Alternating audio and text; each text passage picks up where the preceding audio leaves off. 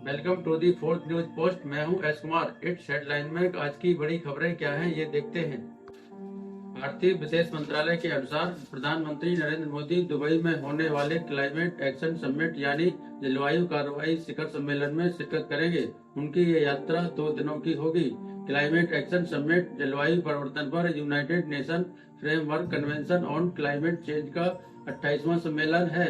इस सम्मेलन के नतीजों पर पूरी दुनिया की नजर होगी, क्योंकि इसमें लिए गए फैसले पृथ्वी के जलवायु परिवर्तन की समस्या को दूर करने के लिए कारगर साबित हो सकते हैं। राष्ट्रपति द्रौपदी मुर्मू ने संविधान दिवस के मौके पर जजेस की भर्ती के लिए ऑल इंडिया जुडिशियल सर्विस के निर्माण पर जोर दिया। उनका कहना था कि इस सर्विस से उन लोगों को भी न्यायपालिका में प्रतिनिधित्व मिलेगा जो अभी भी हाशिए पर हैं, और इससे जुडिशियल सिस्टम में विविधता भी आएगी। राष्ट्रपति के मुताबिक लागत और भाषा अभी भी जुडिशियल सिस्टम में एक बड़ी बाधा है। अगली खबर देश के आंतरिक सुरक्षा से जुड़े हुए मामले की है। Uttar Pradesh anti terrorist squad ATS ने 2 व्यक्तियों को आईएसआई जासूसों को फंडिंग करने वाले 2 युवकों को गिरफ्तार किया है। इनमें से एक पंजाब का रहने वाला है और दूसरा गाजियाबाद का।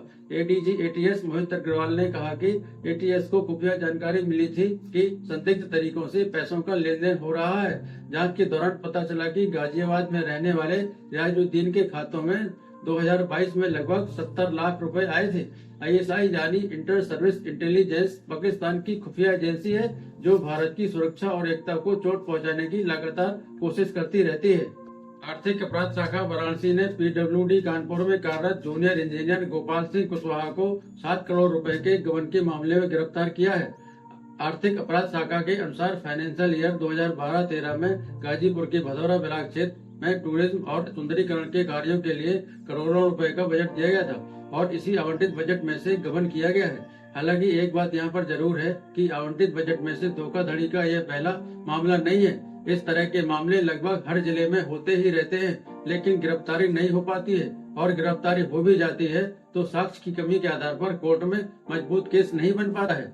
उसके महुआ जिले में कचरे की समस्या लगातार बढ़ती जा रही है।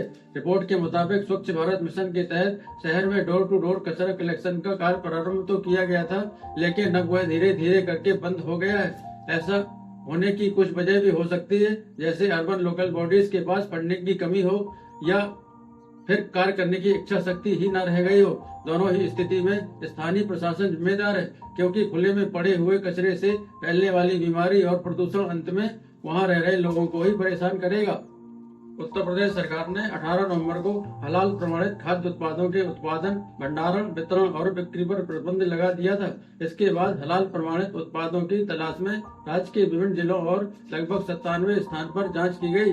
सरकार ने आउटलेट चेन, खुदरा विक्रेताओं और डिपार्टमेंटल स्टोर को किसी भी हालत में हलाल प्रमाणित खाद्य पदार्थ को वापस लेने के लिए 15 दिन का समय दिया है। साथ ही यह भी निर्देश दिया गया है कि जो लोग अपने माल के लिए गैर प्रमाणित संगठनों से हलाल प्रमाणीकरण प्राप्त कर रहे थे, यूपी से अपने उत्पादों को वापस ले लें या उन्हें दोबारा पैक करें।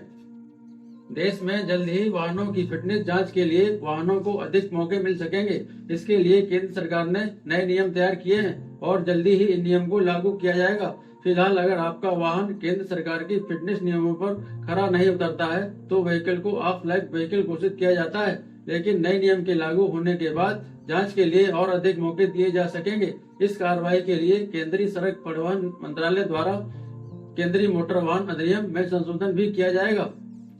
उत्तर प्रदेश के कानपुर में बंदना स्थित एक प्राइवेट मेडिकल कॉलेज में एमबीबीएस छात्र साहिल और अमन शाश्वत की हत्या कर दी गई।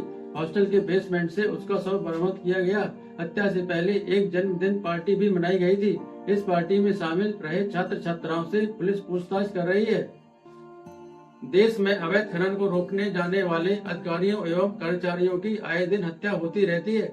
26 नवंबर को मध्य प्रदेश के शहडोल जिले में भी ऐसा ही हुआ, जब अवैध रूप से रेत खनन कर ले जाने वाले एक ट्रैक्टर की ट्रॉली से एक पटवारी की हत्या कर दी गई।